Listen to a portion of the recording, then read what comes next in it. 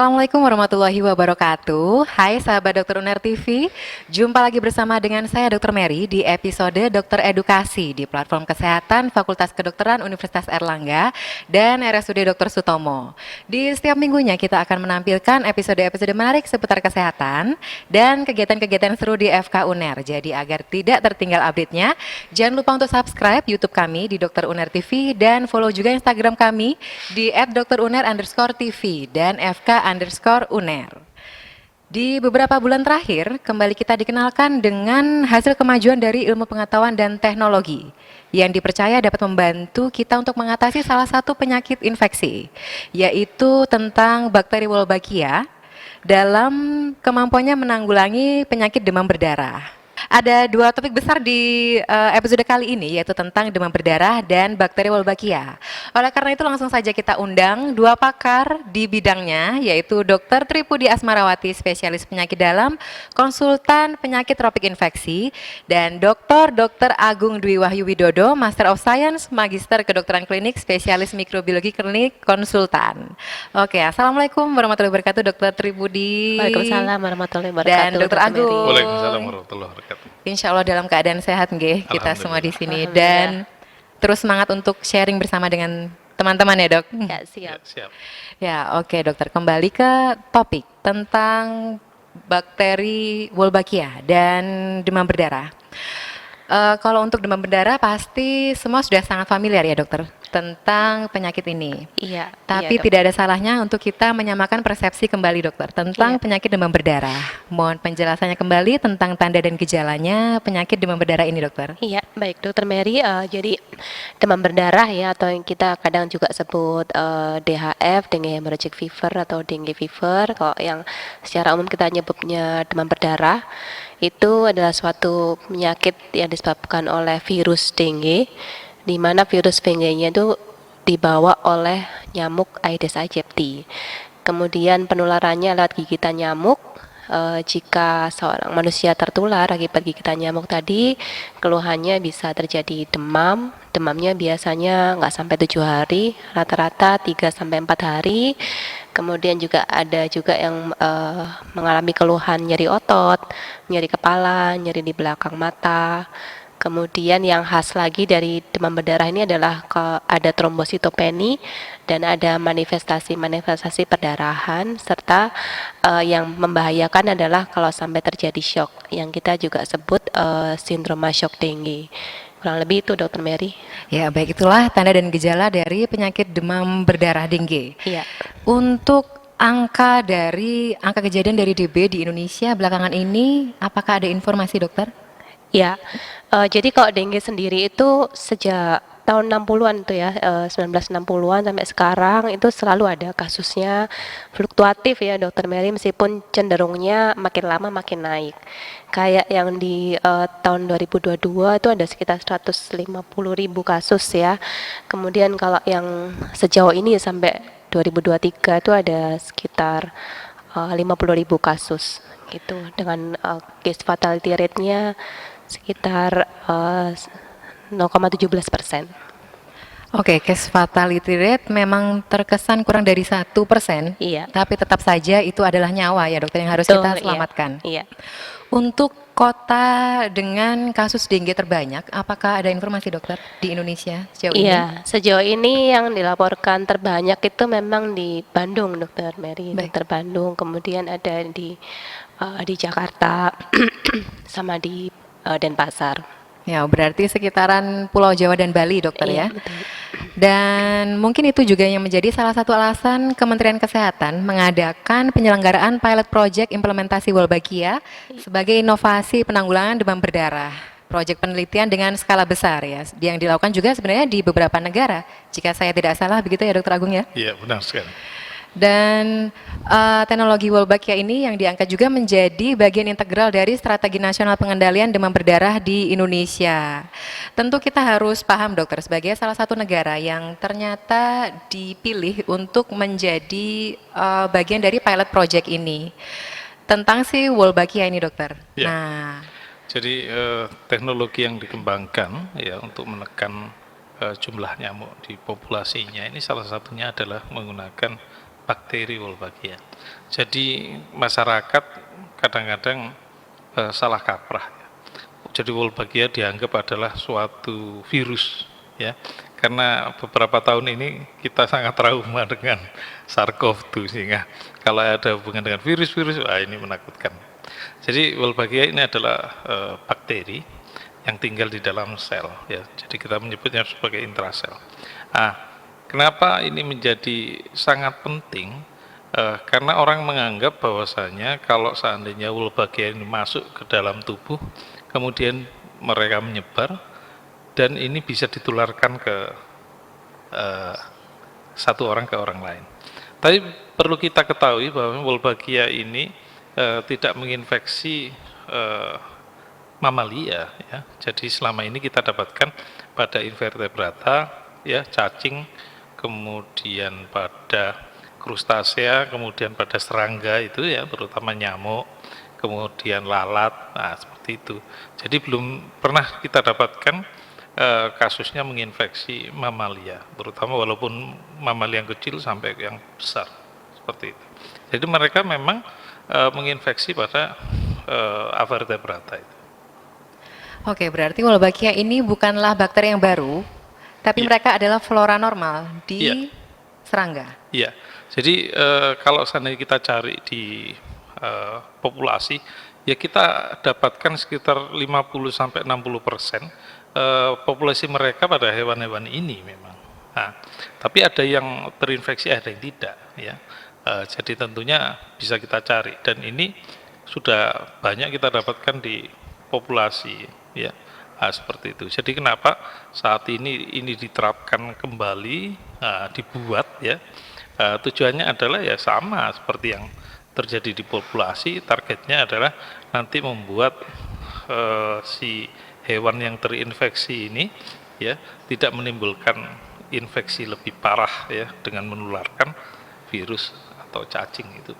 Ya, baik. Mungkin mohon penjelasan yang lebih lanjut, dokter, tentang bagaimana mekanisme si Wolbachia ini kemudian menekan populasi, ya, menekan populasi Ya, dari populasi nyamuknya. Ya. Jadi sebenarnya proses infeksi, ya, yang dihasilkan oleh Wolbachia ini ada dua cara, yaitu secara vertikal, ya, dari induk nyamuk ke telurnya, kemudian pada jentik-jentik dan seterusnya. Itu cara pertama. Itu cara infeksinya lewat telurnya itu. Jadi nyamuk yang sudah dewasa yang terinfeksi, maka Wolbachia akan mengumpul pada telur-telurnya, ya, pada ovarium, kemudian di telur dan seterusnya, akhirnya jadi jentik. Maka pada saat mereka menjadi nyamuk baru, mereka sudah terinfeksi. Itu secara vertikal. Secara horizontal juga didapatkan, tapi ini pada di laboratorium saja yang kita lakukan. Jadi dari satu sel ke sel yang lain. Tapi ini kita memang melakukannya di kultur, ya. Tapi untuk yang di lingkungan atau di populasi, proses infeksinya adalah vertikal seperti tadi, Dr. Wery. Oke, dan efeknya terhadap nyamuk itu nanti apa, dokter? Iya. Si Wolbachia ini. Jadi banyak penelitian melihat efek Wolbachia, ya, baik secara langsung ataupun tidak, ya. Kalau kita lihat Wolbachia ini memang hidupnya di dalam sel, ya. Mereka bergantung sekali dengan metabolisme sel, ya. Jadi makanannya diambil dari situ, sehingga kalau seandainya kita lihat, karena dia merupakan kelompok bakteri intrasel, ya. Jadi kalau seandainya dia di luar sel, dia agak kesulitan untuk mendapatkan makanan dan lain-lain. Jadi dia kalau menginfeksi akan masuk ke dalam sel itu. Sel apa yang ada di tubuh nyamuk, sel tubuh lalat dan seterusnya. Dari situ dia mendapatkan makanan. Kemudian apa efeknya? Tentunya yang pertama kali, karena yang diminta oleh Wolbachia ini adalah makanan, mungkin dia akan mengambil nutrisi, ya. Jadi metabolisme nutrisi dari hewan itu juga terpengaruh oleh Wolbachia. Ya, ibaratnya dia akan parasit. Apakah interaksinya, apakah ini parasitisme? Tapi yang terpenting adalah Wolbachia ini mengambil nutrisi dari sel yang terinfeksi. Kemudian secara umum kalau kita lihat penelitian pada lalat atau pada nyamuk, ternyata ada dua mekanisme yang terjadi, yaitu dia bisa mensupresi populasi nyamuk, ya, menekan populasi nyamuk. Cara menekannya adalah, yang pertama mekanismenya adalah nyamuknya ini tidak bisa bereproduksi dengan baik, berkembang biak dengan baik. Jadi kalau seandainya nyamuk jantan ketemu dengan nyamuk betina yang terinfeksi, maka dia tidak bisa menghasilkan telur, ya. Itu yang pertama, sehingga populasinya akan turun secara otomatis. Kemudian cara kedua adalah selain mensupresi, dia akan mengganti populasi nyamuknya dengan populasi nyamuk-nyamuk yang sudah terinfeksi. Jadi bisa kita lihat nyamuk yang sudah terinfeksi, terutama nyamuk betina, ya, maka dia akan menghasilkan anak-anak yang berasal dari telur yang terinfeksi ini, yaitu nyamuk-nyamuk jantan atau betina yang sudah terinfeksi. Sehingga kenapa disebutkan populasi nanti akan berganti, replacement, dengan nyamuk-nyamuk yang mengandung Wolbachia. Nah, tentunya efek Wolbachia nanti bisa kita lihat mulai supresi dan seterusnya itu. Ya, seperti itu. Oke, mensupresi jumlah nyamuk Aedes aegypti lebih Iya. tepatnya ya, jika Iya. kita ngomong tentang demam berdarah ya dokter ya. Betul.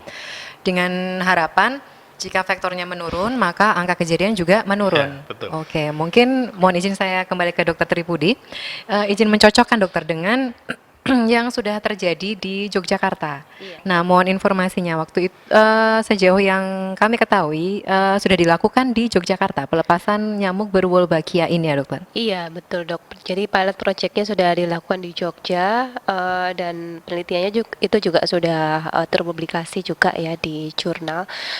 Kalau kita bicara data nih ya Dokter Mary ya, jadi dari pilot project yang di Jogja itu pelepasan nyamuknya tuh sudah dilakukan sejak tahun 2017 sampai 2018 atau 2020 ya, saya agak lupa untuk periode ininya pelepasan nyamuknya. Kemudian dari situ diamati kejadian dengue yang terkonfirmasi yang datang di puskesmas di wilayah tersebut dan juga yang sampai rawat inap. Nah, itu ternyata itu termasuk pilot project yang desainnya randomized control trial. Jadi nanti dibandingkan antara dua kelompok, satunya mendapat treatment pelepasan nyamuk yang berwolbachia, kemudian satunya kontrol. Jadi tanpa perlakuan apapun, ternyata hasil yang didapatkan itu ternyata di area-area yang mendapatkan perlakuan itu angka kejadian dengue-nya bisa turun sampai 77%. Kemudian lebih jauh lagi ketika dikaitkan dengan angka rawat inap akibat dengue itu bisa berkurang sampai 86%. Itu yang hasil yang di Jogja. Maka dari itu sepertinya hasilnya tuh cukup baik ya Dokter Mary. Jadi sepertinya kalau dari pemerintah akan rencana memperluas proyeknya. Ya, baik, berarti dengan menurunnya angka pasien yang sakit demam berdarah, maka otomatis morbiditas dan mortalitas pun akan menurun. Iya, Itulah sepertinya yang diharapkan gitu, ya dokter. Iya. Dan seperti yang kata Dokter Tripudi, setelah berhasil di Jogja akan diharapkan bisa dilakukan di tempat-tempat yang lain. Iya, itu yang strategi yang dicanangkan oleh Ya, pemerintah ya. dan namun akibat informasi yang cukup simpang siur ya dokter dan sepotong-potong terkait si Wolbachia ini, barulah muncul polemik yang saat ini ya hampir-hampir kontroversial Iya, begitu. iya. Seperti kata Dokter Agung ya, sangat wajar kita baru bangkit dari pandemi, kemudian mendengar sesuatu yang asing itu, apalagi terkait penyakit infeksi, itu sangat wajar jika respon pertama adalah ini apalagi Khawatir, begitu ya. iya. Akhirnya bertanya-tanya dan bisa mencari informasi yang takutnya salah begitu ya Iya, dokter. iya. Itu tadi kita membahas tentang sisi bakteri dan sisi penyakitnya. Tapi mohon penjelasannya lagi dokter. Kita cocokkan dok. Bagaimana jika nyamuk yang berwolbachia ini kemudian menggigit manusia? Ya. Apa efeknya dok? Ya, tetap Kalau dia mengandung virus dengue, ya, tentunya kalau Aedes ini mengandung virus dengue, orangnya bisa terinfeksi tentunya dengan dengue-nya. Tapi bisa kita lihat ya, pada beberapa penelitian yang dilakukan di laboratorium, ternyata Wolbachia ini mempengaruhi metabolisme si nyamuk, ya, sehingga nyamuknya dibuat agak loyo, ya, kurang bertenaga, sehingga kalau dia terbang juga tidak terlalu jauh. Kemudian kalau menggigit itu katanya sampai apa namanya ini proboscis, kalau kita menyebutnya sebagai itu ya, untuk menggigit ini juga kurang tenaga karena metabolisme dipengaruhi oleh nyamuk tadi. Nah, sehingga bisa dikatakan infeksi Wolbachia ini menyebabkan nyamuk lebih lemah dibandingkan kalau dia tidak terinfeksi. Nah, efeknya seperti itu. Nah, tentunya kalau nyamuk yang gigit ini kan sebagian besar nyamuk betina ya. Nah, kalau seandainya semuanya seperti itu, yang terjadi adalah sulit sekali untuk mereka menyebarkan dengue. Dan kita tahu nyamuk Aedes ini kalau menggigit bukan satu orang, tapi kan dia menggigit pada banyak orang ya. Yang kalau dia kesulitan menggigit, maka dia kesulitan terbang dan lain-lain, itu akan menyebabkan dia tidak mampu untuk menyebarkan virus dengue. Oke, berarti sekali lagi ini efek dari si bakteri Wolbachia-nya adalah terhadap si nyamuknya ya dokter? Ya, Nyamuk Aedes aegypti lebih tepatnya, ya. bukan ke virus dengue-nya ya dokter. Tapi karena si virus dengue ini dibawa oleh si nyamuk yang sudah lemah, dilemahkan oleh Ya. si Wolbachia, maka juga akan menurunkan, itulah mengapa angka DB bisa turun, begitu Iya, dokter? betul. Itu juga terjadikah di negara lain dokter? Iya, jadi penelitian yang dilakukan tidak hanya di Indonesia sebenarnya, di beberapa negara di Afrika, kemudian di Asia Tenggara ini. Ya, waktu itu saya masih ingat Thailand juga melakukan penelitian ini, ya, dan mereka punya satu riset center di Maidon itu kan, bersama dengan Osaka. Saat itu saya masih di sana, mereka melakukan penelitian untuk Wolbachia ini, dan ini dianggap bagian dari proyek besar ya, seperti vaksinasi saat itu untuk menemukan bagaimana mengendalikan demam berdarah tinggi di Thailand. Ya, Oke, Thailand ya cukup mirip ya dokter karakteristiknya dengan Indonesia. betul. Itulah kenapa juga bisa harapannya juga seperti Thailand akhirnya akan menurun angka dengue, begitu ya dok ya. Mungkin dokter Tribudi mau menanggapi dokter, apakah ada informasi tentang nyamuk berwolbachia ini di negara lain dokter? Iya, sama seperti yang disampaikan Dokter Agung, memang di beberapa negara juga sudah melakukan proyek-proyek dan sudah agak lama juga sebetulnya. Cuman yang di Indonesia baru-baru ini kayak di Amerika, di Brasil, kemudian di Vietnam juga ya, dekat sama Thailand tadi ya. Kemudian di Sri Lanka. Nah, di antara proyek-proyek itu memang sebagian besar menunjukkan hasil yang ini mendukung ya untuk itu, untuk strategi tersebut gitu. Baik, berarti strategi menggunakan nyamuk berwolbachia untuk menurunkan angka DB ini sudah bukan hal baru sebenarnya ya dokter? Iya. Oke, tadi sudah kita bahas dok tentang nyamuk berwolbachia efeknya terhadap manusia. Nah, jika nyamuk ini kemudian mati dok Ya. ke alam, apakah ada efek lain dokter? Saya kira kembalikan ke populasi sebelumnya ya. Jadi normalnya Wolbachia ini memang kita temukan pada serangga ya, kemudian pada cacing ya, beberapa cacing dan beberapa ini arachnida dan krustase. Jadi mereka juga ada yang terinfeksi ini normalnya di alam. Jadi kalau seandainya mereka mati ya tentunya ya sama dengan kondisi di alam ya, seperti itu, maka Wolbachia akan keluar. Nah, keluar dia akan mencari inang baru tentunya. Kalau seandainya dia tidak menemukan inang baru yang bisa diinfeksi, tentunya dia akan mati. Nah, karena dia tidak mendapatkan nutrisi ya, tidak mendapatkan perlindungan ya, tidak masuk ke dalam sel seperti itu. Ya, baik. Terima kasih, Dok. Izin saya ke Dokter Tripudi kembali. Iya, Dok. Dok, seperti yang kita tahu, Dokter, sudah banyak sosialisasi tentang cara-cara untuk menanggulangi DB ini. Iya. Yang seingat saya sih sepertinya sudah dari sejak saya SD itu sudah sangat familiar, Dok, dengan kata-kata 3M. Iya. Kemudian juga mengalami rumah di fogging, Dokter. Iya. Dan kemandirian-kemandirian dari masyarakat seperti memasang kelambu dan lain-lain untuk mencegah si apa ya? Mencegah si nyamuk ini untuk menggigit manusia yang kemudian juga mencegah penyakit demam berdarah. Iya. Eh, Nyamuk berwolbachia ini kemudian apakah menggantikan semua yang sudah kita lakukan ini, Dokter? Iya, Dokter Mary. Jadi beberapa strategi memang sudah diterapkan ya untuk pencegahan dengue itu sejak awal karena ini adalah termasuk penyakit infeksi yang diperantarai oleh vektor, di mana vektornya nyamuk, maka dari pengendalian dari sisi vektor itu penting ya. Yang sejak dulu diterapkan yang 3M, yang mungkin sekarang jadi menutup, mengubur sama mendaur ulang gitu ya, sampai sudah agak berubah singkatannya itu dirasa tetap perlu ya Dokter Mary, baik dulu maupun sekarang, meskipun kita sudah mulai masuk beberapa inovasi-inovasi, itu tetap strategi yang penting dan perlu untuk tetap dipertahankan. Kemudian selain itu sekarang di area-area ini tempat tinggal kita ya, itu juga sepertinya juga sudah diatur oleh pemerintah, kayak ada juru pemantau jentiknya. Jadi selain 3M juga selalu ada kader-kader yang memantau apakah ada jentik di masing-masing rumah. Itu termasuk salah satu cara untuk mengendalikan ini vektor, di mana vektornya tadi nyamuk, supaya nyamuknya tidak terlalu banyak berkeliaran di kehidupan kita gitu ya. Syukur-syukur kalau memang nanti ternyata proyeknya ini juga aman dan terbukti berhasil, maka itu akan semakin memperkuat pengendalian vektornya. Ya, berarti tujuannya adalah memperkuat pengendalian vektor dan menjadi salah satu cara baru untuk menanggulangi DB, tidak menggantikan apa yang sudah kita lakukan ya, Dokter. Iya, betul. Saling melengkapi begitu ya. Iya. Dan kembali ke Dokter Agung, Dok. Iya. Terkait mikroorganisme.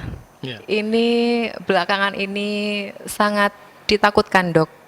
Adanya rekayasa genetik. Iya. Nah, apakah nyamuk berwolbachia ini, Wolbachia yang diinfeksikan ke nyamuk Aedes aegypti ini Iya. adalah hasil dari rekayasa genetik? Bagaimana menurut Dokter Agung? Iya. Dari beberapa penelitian yang dipublikasikan, mulai dari dari Inggris kemudian sampai ke dari Jepang, mereka juga melihat bahwasannya Wolbachia yang masuk itu tidak mempengaruhi genetik nyamuk ya. Jadi Wolbachia-nya sendiri ya seperti bakteri pada umumnya ya. Mereka ada normal ada, kemudian berkembang biak bisa di dalam sel dan seterusnya dan seterusnya. Kemudian apakah genetiknya ini harus kita rubah demikian rupa? Ada yang bilang ya bahwasanya genetiknya berubah pada saat mereka berpindah-pindah host ya. Tapi bisa kita lihat memang panjang genetiknya memang tidak sama ya antara yang dari cacing dengan yang dari lalat. Itu ada beda. Tapi ini bukan merupakan rekayasa, tapi pada kondisi di alam bisa berubah seperti itu, dan ini bisa kita pelajari dengan baik di evolutionary biology. Jadi memang merupakan salah satu bentuk evolusi, bukan rekayasa ya. Dan beberapa waktu yang lalu memang dideteksi apakah genetik nyamuknya berubah. Ternyata ya enggak ya, karena si Wolbachia-nya mungkin tidak berubah genetik nyamuknya. Jadi dia hanya infeksi, kemudian tidak mempengaruhi genetik si nyamuk itu, sehingga nyamuknya berubah menjadi apa, karena tapi ternyata yang dia lakukan terhadap nyamuk ini adalah fungsional saja, melihat fisiologinya dan lain-lain, bukan mempengaruhi secara genetik. Sehingga kalau dikatakan ini adalah Wolbachia-nya direkayasa dulu kemudian baru infeksi nyamuk, saat ini belum, karena laporan-laporan penelitiannya tidak menyatakan demikian. Baik, apakah boleh saya bilang, Dok, jika memang teknologi yang sedang diterapkan saat ini itu ya sudah mengadopsi apa yang sudah terjadi begitu, bukan Ya. suatu rekayasa genetik ya, Dokter? kan tadi sudah dibilang jika salah satu cara untuk menyeimbangkan populasi si Wolbachia ini adalah secara alami sudah ada di nyamuk untuk menyeimbangkan populasi, dan itu kita adopsi untuk mengendalikan vektor, begitu ya dokter? Iya. Jadi ini banyak kita lakukan dan kita terapkan juga pada manusia ya. Jadi memang infeksi Wolbachia ini terjadi di alam, terjadi. Kemudian untuk mengendalikan supaya ini bisa membantu kita untuk memengaruhi dengue, maka ini apa namanya nyamuknya, maka kita treatment ya, kita infeksi di laboratorium. Nah, kemudian kita lepas. Jadi pada prinsipnya sama, cuma ini kita perantarai aja supaya infeksinya lebih terarah gitu saja. Kemudian kalau kita lihat ya ini juga terjadi di alam memang ya.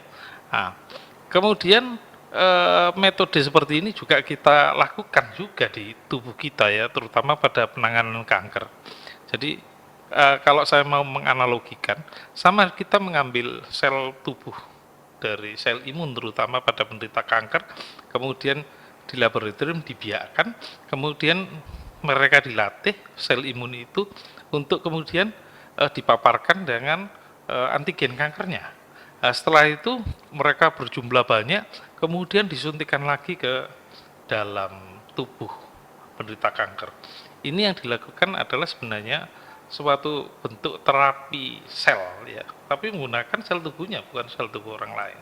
Nah, ini juga sama. Jadi kalau dia buat analogi, kita menginfeksi ini seperti mencontoh alam ya. Nah, alam pasti akan melakukan proses keseimbangan tentunya ya. Tidak hanya alam itu berdiam diri kemudian ini menjadi rusak dan seterusnya, enggak. Karena ini sama dengan apa yang dilakukan atau yang terjadi di alam. Ya, baik. Kembali ke Dokter Tribudi, untuk proyeksi ke depan dokter, apakah ada informasi dok, teknologi seperti ini, dijalankan seperti ini bisa menyelamatkan kita sampai kira-kira berapa tahun ke depan untuk infeksi demam berdarah?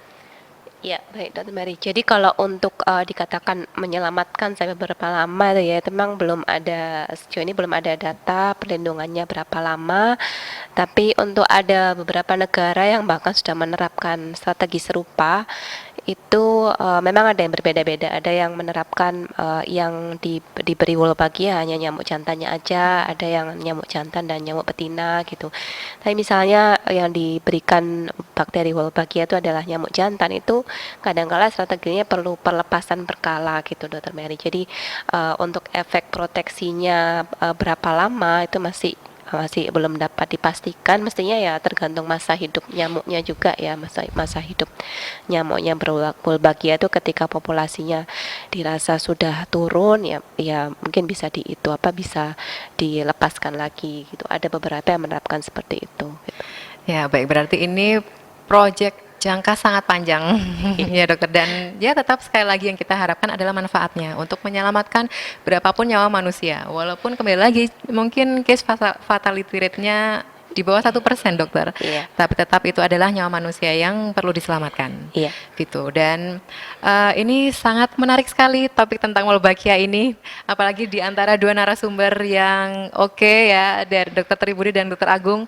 Sebenarnya sangat ingin untuk melanjutkan dok pertanyaan-pertanyaan yang lain, tapi karena waktu dan ada kesibukan yang lainnya, kita cukupkan sampai sini mungkin ya dokter.